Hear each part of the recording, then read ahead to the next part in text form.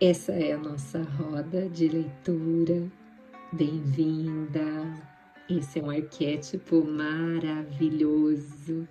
Você vai se sentir muito potente com a Deméter fazendo parte da tua vida e da tua história.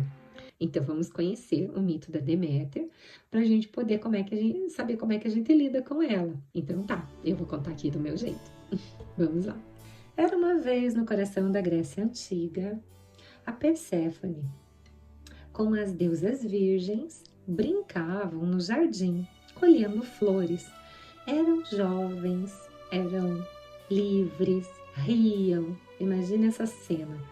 E acontecia uma grande festa no palácio de Zeus e Deméter. E eles eram os pais da Perséfone. E a Deméter mantinha sempre um olhar atento sobre a Perséfone, olhando cuidadosa.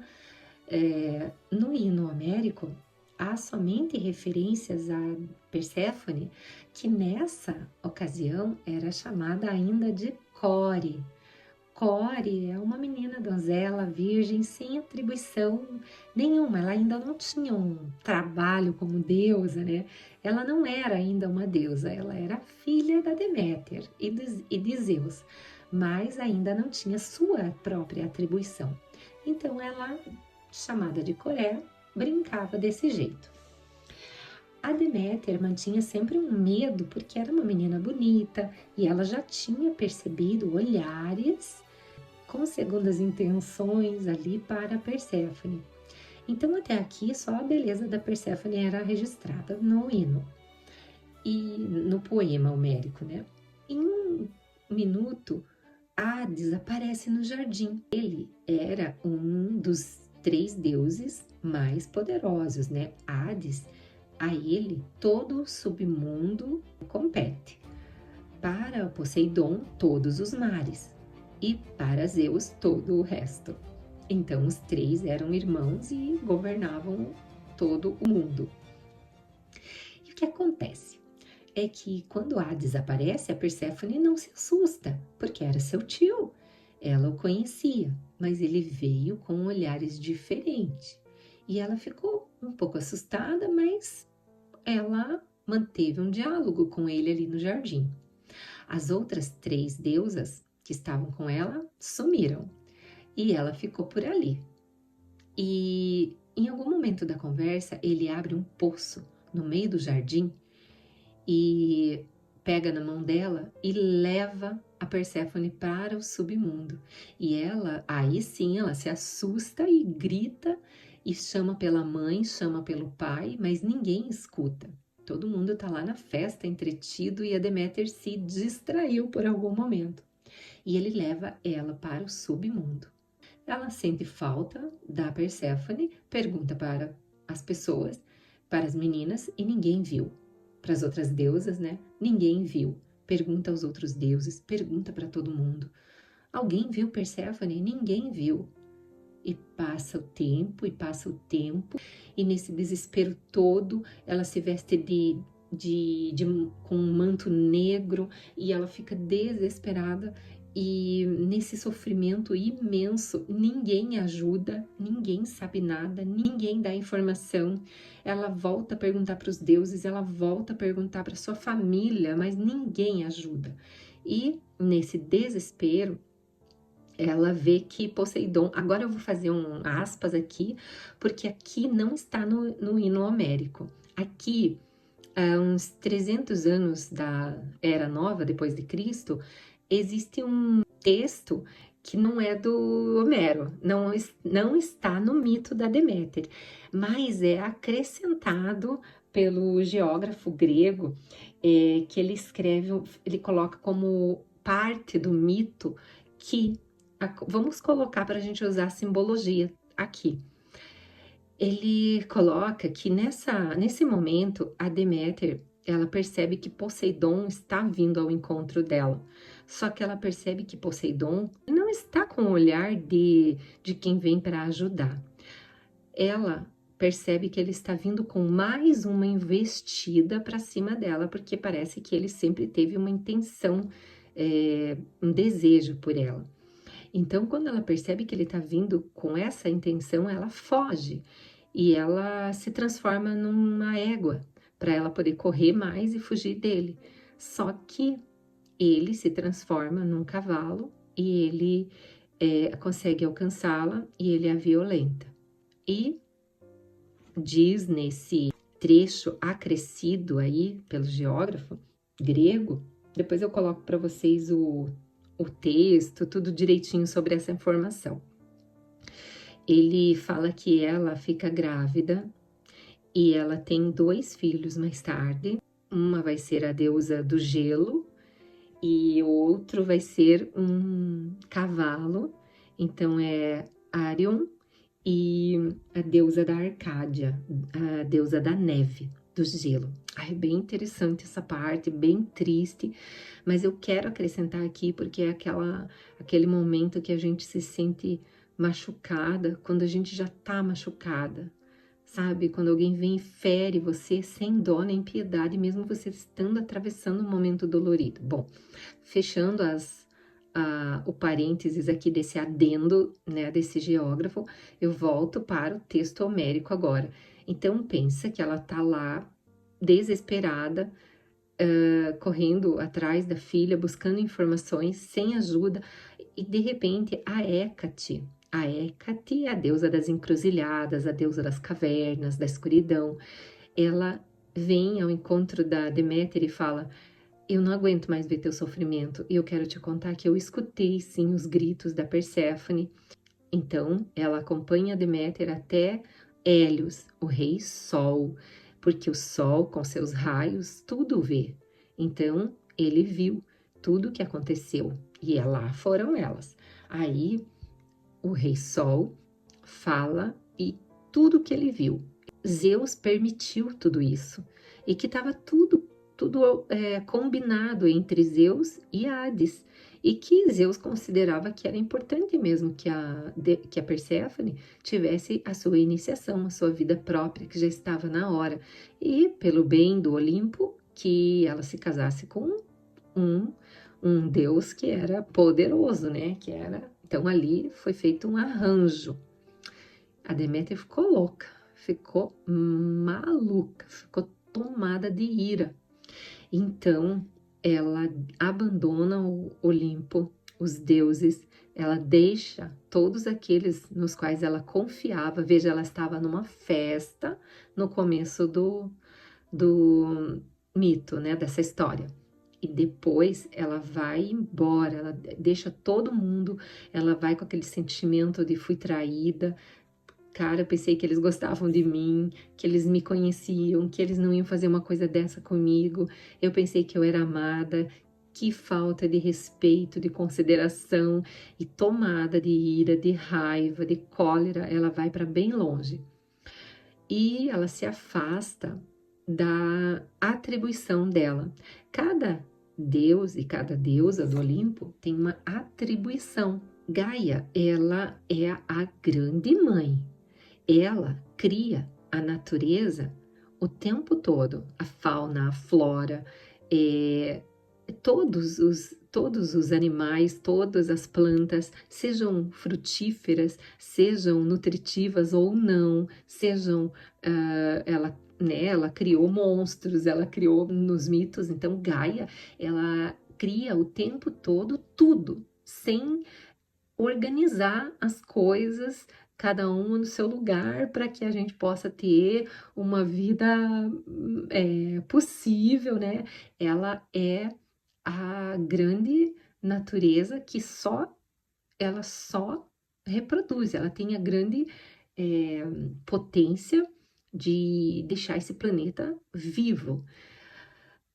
E a Deméter é a deusa que recebeu de Gaia a atribuição de cuidar e germinar as sementes. Por isso ela é conhecida também como Ceres, né, em Roma, porque ela é a deusa dos cereais. Então, tudo que é fruto, tudo que é nutritivo, tudo que é para nos alimentar, vem da deusa Deméter.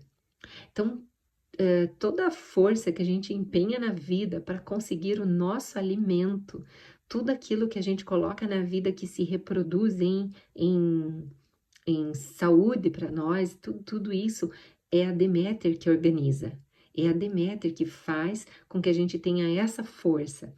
Então, a Deméter parou com a sua atribuição. E quando a Deméter para de fazer isso, toda a terra começa a perecer. Todos começam a passar fome. Zeus percebe que o mundo morreria de fome. E, e ele começa a procurar por ela, só que ela se esconde no mundo dos mortais e ela se reveste de uma persona de uma velha, de uma anciã. E então ela está sentada na beira de uma estrada, né, tomada pela tristeza profunda de ser traída, da saudade da filha. E então uma turma de jovens convidam ela para ir junto para casa delas. Então ela conhece um rei, um rei e uma rainha que já são mais velhos, mas tiveram uma criança e que eles não estão tendo força para cuidar daquele menino, e é um menino muito lindo, é um príncipe, vai ser o rei daquela localidade, só que ela vai trabalhar de babá, então, dessa criança. Então, a mãe e o pai, eles se afeiçoam muito a ela, a Deméter, né? Ela dá um nome falso e eles aceitam ela e ela se torna aquela cuidadora fiel, né? Dessa criança. Então, ela passa o tempo ali se dedicando a esse menino. Parece que ele faz com que ela sinta menos dor. Então, ela esquece um pouco da dor dela e se dedica a esse menino. E aí, eu vou resumir bem aqui, né? Porque senão a gente se alonga no mito demais. E ela começa a sentir um desejo enorme de transformar esse menino num deus. E para que ele seja transformado num deus, ele precisa se alimentar de ambrosia, que é o alimento dos deuses, e ela faz isso, né? Ela só alimenta ele com ambrosia e toda noite ela coloca ele para dormir no fogo, para queimar a alma mortal dele. E ele vai queimando a alma mortal e ele vai, dessa forma, se tornar um deus. E toda noite ela faz isso com ele.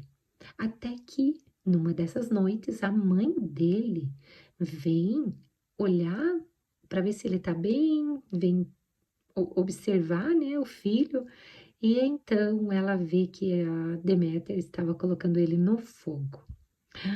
Daí aquela loucura, aquela gritaria, a mãe desesperada tira o filho do fogo e o rei vem correndo e todos vêm ali e há aquela loucura e então a Deméter tem que se mostrar. Então ela arranca aquela vestimenta de idosa e se torna de novo a bela Deméter, linda, e fala que ela é a deusa, que ela estava ali, fala da intenção dela, que ela teve a melhor das intenções com o filho deles, que ela jamais ia queimá-lo.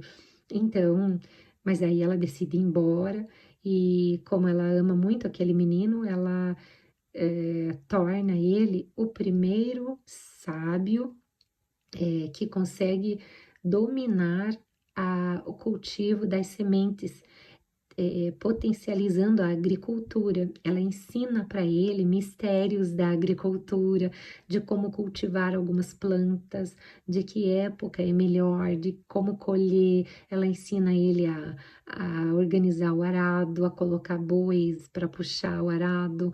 Então, ela ensina para ele tudo isso. Então, essa localidade, nessa região, esse reinado dessa família se torna muito próspero por conta disso que ela ensinou. Bom, aí o que acontece é que Zeus sabe de tudo isso, tá acompanhando ela sempre, daí ele descobre que ela, né, fez, que ela estava escondida nessa casa, e ele vai lá buscar ela e pede perdão, mas que foi importante, e nisso, e ele nisso já tinha conversado com Hades, pede para que Hades traga Perséfone de volta, e aí a Deméter volta então para se encontrar com a filha, e nos Campos Elíseos elas se encontram, mas tem toda uma história aí com a Perséfone que eu vou contar depois, tá? Vou contar no próximo episódio. E aí elas se encontram, e aí há uma proposta de que a filha vai precisar voltar, até porque agora ela já não é mais a Coreia, ela volta muito potente, muito diferente, ela volta uma mulher iniciada numa atribuição, que é a deusa do submundo, a deusa do inconsciente, a deusa das sombras, a deusa da escuridão, mas é também a deusa da primavera, das flores, porque ela é uma deusa da metamorfose, é a deusa que se transforma, é a deusa que pode perambular pelo mundo, pelo submundo, e ela pode também emergir para o mundo divino e da consciência, como se ela tivesse essa potência, né? Essa atribuição. E lá no submundo ela é forte, então ela volta muito diferente. E a mãe, a Deméter, aceita então e faz uma proposta, né? Que para ela poder voltar a germinar todas as sementes e tirar a fome e a escassez da terra, então ela pede que ela possa ver a filha por um período do ano e tudo bem que nos outros períodos a filha esteja lá no submundo. Então fica combinado assim e o mito explica como nasceram as estações do ano. E então, nós temos a primavera, quando a Perséfone vem para a Terra, encontra-se com a mãe, e a mãe, na sua felicidade, floresce todo o planeta.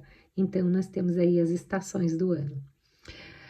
Gente, é muita coisa para olhar. Tem ainda a questão da deusa da neve, que tem aí uma lição, mas eu quero fazer um episódio à parte para isso, quero olhar para isso também, porque mesmo na dor, mesmo da violência que a gente sofre, e que não tá certo que a gente aceite, mas a gente precisa vencer dentro da nossa psique, gerando um fruto, né? Gerando filhos nós temos dentro de nós filhos das dores. E quais são os filhos que a gente tem que vieram das grandes dores e violências que a gente sofreu? Talvez o gelo, talvez a frieza, talvez o cavalo que voa, né? Que pode saber e prever o futuro. Olha só, a atribuição do filho dela, né? Do cavalo. Então, esse cavalo, ele vê o futuro, por quê? Porque já passou pelo sofrimento, então ele consegue saber, a gente se liga mais rápido quando a gente tá em perigo, né? Bom, então, aqui agora a gente vai para uma análise aqui, junto com a Jean Shinoda Bolen, depois da gente olhar para o mito com esses detalhes todos aqui. E é no próximo episódio que a gente vai conversar sobre cada símbolo desse mito, cada elemento que aparece, ele tem relação com a nossa vida, com a nossa história, e muitas de nós pode estar vivendo uma Deméter hoje na vida e precisa achar o caminho de saída, precisa achar os caminhos que a Deméter encontrou para resolver-se em si mesma. Então, vem comigo até o próximo episódio e eu te espero lá. Não esquece de curtir, compartilhar, convidar as suas amigas para vir fazer essa análise e essa leitura de si mesma, espelhando com a leitura da obra da Jean Shinoda Bolen, As Deusas e a Mulher.